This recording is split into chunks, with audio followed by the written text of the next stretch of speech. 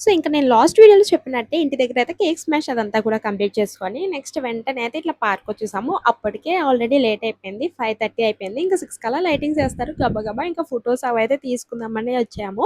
So, ఇక్కడొచ్చిన వెంటనే ఏంటంటే, first birthday బెలూన్‌ని blast అయిపోయి కూర్చుందనమాట. ఇంకేం చేయలేము. ఆ టాయ్స్‌తో, ఆ బెలూన్స్‌తో అయితే మేనేజ్ చేసాము. ఈ బెలూన్స్‌తో అయితే చాలా ప్లస్ అయిందనే చెప్పొచ్చు. దానివల్ల ఫోటోస్ చాలా బా వచ్చినాయి.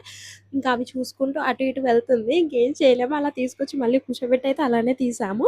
ఇంకా దాని ఫోటో షూట్ అయితే కంప్లీట్ అవ్వడంతో ఇంకా మమ్మీ డ్యాడీతో కూడా దిగాలి కదా! సో, ఇంక మేమందరం కూడా కలిసి అయితే గ్రూప్ ఫోటోస్ అయితే దిగేసామనుకోండి.